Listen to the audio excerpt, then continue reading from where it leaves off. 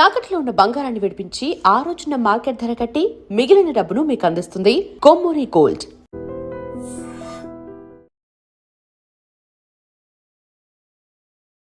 Hi, hello, నమస్తే, welcome back to iter media. Gold and silver వీటిలో investment చేయాలి అన్న వాళ్ళందరికీ కూడా ఒక్కొక్క రకంగా చెప్పాలి అంటే అస్తవ్యస్తంగా, అనుమానంగా, అమాయకంగా అయిపోతుంది అనమాట. ఎందుకు ఇంత అవుతుంది అంటే రీసెంట్గా తగ్గిన ధరలు సడన్గా 17,000 వరకు తీసుకెళ్ళి అంతే అమాంతంగా విత్ ఇన్ డేలో 15,000కి వచ్చేసినప్పుడు గుండె పేలిపోయినట్టు అనిపిస్తుంది కదా. సో ఇందుకే ప్రొఫెషనల్గా మనం కన్సల్ట్ అయ్యి వాళ్ళ ద్వారా ఇన్వెస్ట్మెంట్ చేయడం అనేది better. And at the same time gold and silver ప్రైస్లు అనేవి ఏ విధంగా ఆల్టర్ అవుతుంటాయి, ఎలాంటి విధంగా ఇంపాక్ట్ అవుతుంది అనే విషయాల కోసం మనం ఎప్పటికప్పుడు దాన్ని రీసెర్చ్ చేస్తూనే ఉండాలన్నమాట. ఎయిదర్ ప్రొఫెషనల్ మీట్ అయ్యి మనం ఫాలో అవ్వాలి, లేదంటే మనకన్నా ఓన్ రీసెర్చ్ అనేది ఉండాలి. సో ఇక ఫ్యూచర్లో గోల్డ్ అండ్ సిల్వర్పై అంటే కమింగ్ డేస్లో ఇన్వెస్ట్ చేయడం ఎంతవరకు కరెక్ట్, ఇది సేఫా కాదా, ఈ విషయాలు మనకు తెలియజేయబోతున్నారు సర్టిఫైడ్ ఫైనాన్షియల్ ప్లానర్ అయిన అనిల్ కుమార్ బచ్చు గారు. సార్తో మాట్లాడదాం. నమస్కారం స్వామి. నమస్తే. ఈ గోల్డ్ అండ్ సిల్వర్ అనేది లాస్ట్ 2 years అనుకోవచ్చు.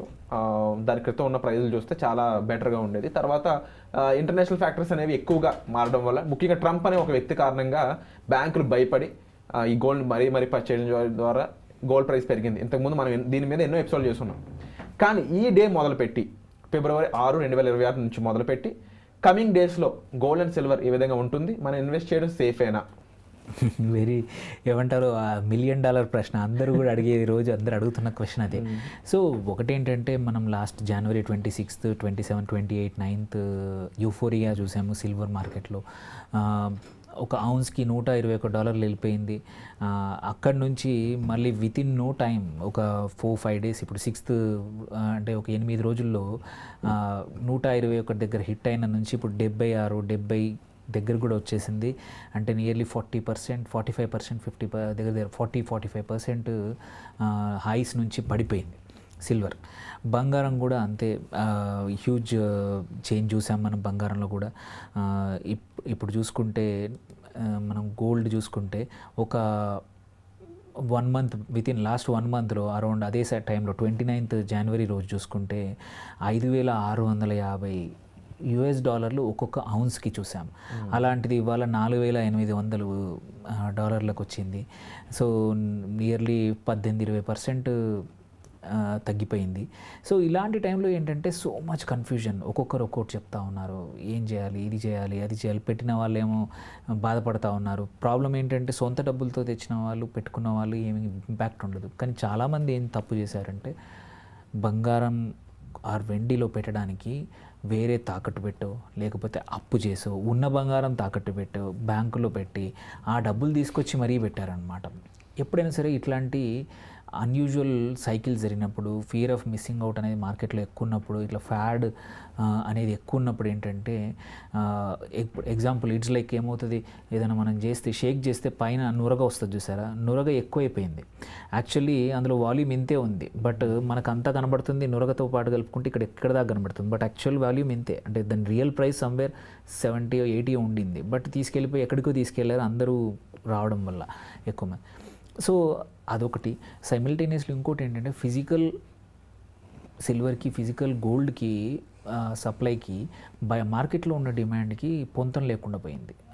సో ఇలాంటి పరిస్థితుల్లో ఏం జరిగింది, ఎవరైతే ఫైనాన్షియల్ ఇన్స్టిట్యూషన్స్ కూడా మార్కెట్లో అవైలబిలిటీ ఉన్న సిల్వర్ ఒక్క ఔన్స్ అయితే 350-400 రెట్లు షార్ట్స్ బిల్డప్ చేశారు డెరివేటివ్స్లో.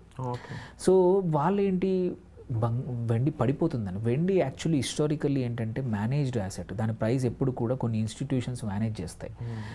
మనకు చాలామందికి ఎందుకంటే వెండి గురించి తెలియదు కాబట్టి ఈ రీసెంట్గా 1.5-2 yearsలోనే అందరూ వెండిలో ఇన్వెస్ట్ చేస్తూ ఉన్నారు, ETFsలో ఇన్వెస్ట్ చేస్తూ ఉన్నారు. వెండి ఇవన్నీ రకరకాల బ్యాంక్స్ కూడా గోల్డ్కి తగ్గట్టే వెండికి కూడా లోన్స్ ఇస్తామని కొత్తగా ఇదంతా recent 1.5-2 years concept. But historically వెండి ప్రైస్ కొన్ని ఇన్స్టిట్యూషన్సే డిటర్మైన్ చేస్తాయి.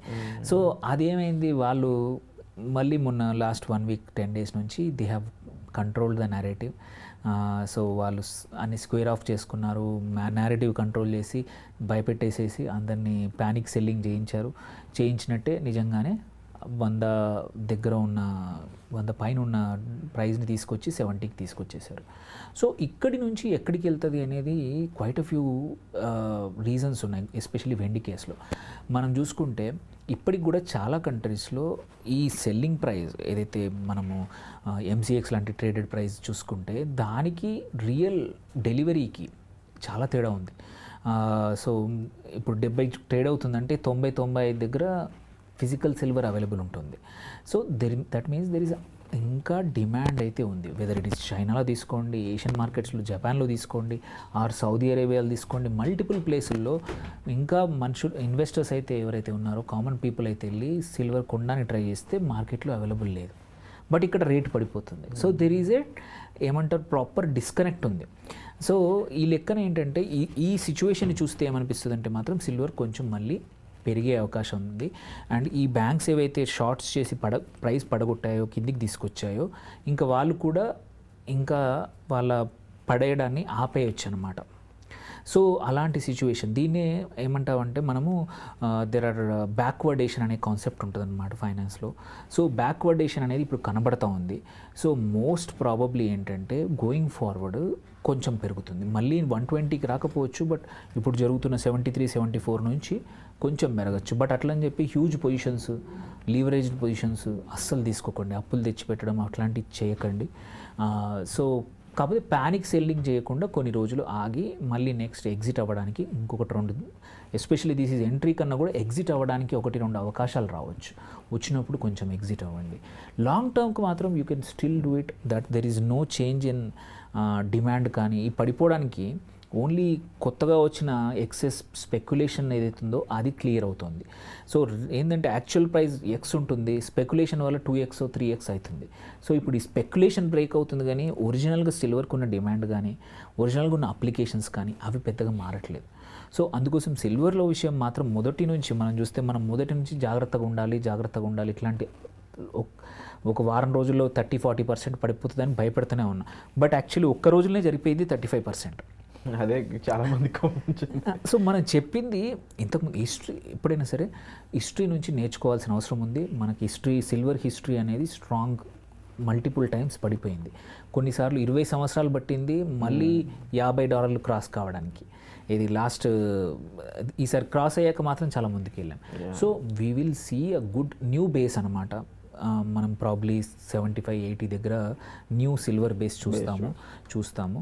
But for another 5 years minimum అవకాశం ఉంది most of the time. Reason ఏంటంటే ఒకటి మనం చూడాల్సిందంటే సిల్వర్ ఇస్ ఇండస్ట్రియల్ మెటల్. రీసెంట్గా అందరూ ఏదో హోల్డ్ చేసి పెట్టుకుంటున్నారు, కొంటున్నారు, బల్క్గా కొనేసి పెట్టేసుకుంటున్నారు, కానీ బట్ యాక్చువల్లీ వాళ్ళు కూడా అది ఓన్లీ ఇన్వెస్ట్మెంట్ కోసమే. బట్ యాక్చువల్లీ దానికి ఇండస్ట్రీలో డిమాండ్ ఉంది, మార్కెట్లో దానికి చాలా అప్లికేషన్స్ ఉన్నాయి. సిల్వర్కి అట్లాంటి, బంగారంకి అట్లాంటిది లేదు. సో సిల్వర్కి అలా ఉంది. So over a period of time compulsory ఒక న్యూ బేస్ స్టార్ట్ అవుతుంది. దిస్ ఈజ్ నాట్ స్పెక్యులేటర్స్ మాత్రం ప్లీజ్ డోంట్ ఎంటర్.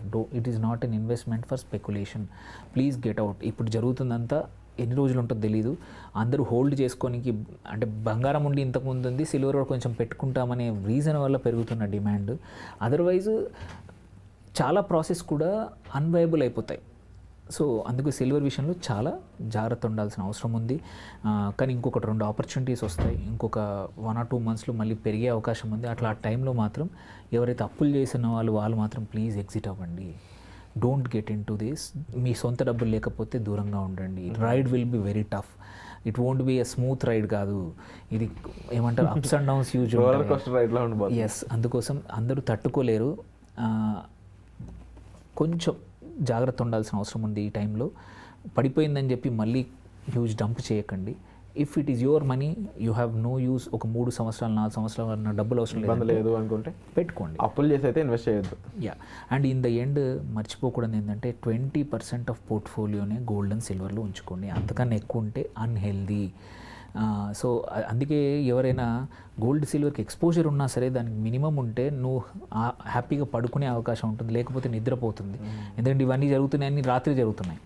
సో రాత్రి ఏం జరుగుతుందో అని చాలామంది సిల్వర్ ఇంకెంత పడుతుంది. అండ్ ప్రాబ్లం ఏంటంటే ఎగ్జిట్ అవకాశాలు కూడా లేవు మనకి ఆ టైంలో. మళ్ళీ డే టైంలోనే ఉంటుంది ఇండియన్ మార్కెట్ టైంలో. సో అందుకోసం జాగ్రత్తగా చేసుకోవడం బెటర్. సిల్వర్ విషయంలో ఎక్స్ట్రా కేర్ఫుల్గా ఉండాలి. వండర్ఫుల్. అండ్ విన్నారు కదండి తీసుకోవాల్సిన జాగ్రత్తలు ఏంటి, ఫ్యూచర్లో ఇన్వెస్ట్మెంట్కి సంబంధించి ఎలాంటి సిచ్యువేషన్లో ఉంటే ఇన్వెస్ట్ చేయొచ్చు అండ్ ఎలా ఇన్వెస్ట్ చేయకూడదు కూడా ఇక్కడ స్వామి మనకు క్లియర్గా చెప్పడం జరిగింది. Please follow the professional guidelines అండి. ప్రొఫెషనల్స్ చెప్పారంటే డెఫినెట్గా వాళ్ళు ఇచ్చిన గైడ్లైన్స్ కానీ వాళ్ళు ఇచ్చిన సజెషన్స్ కానీ అవి చాలా ఇంపార్టెంట్.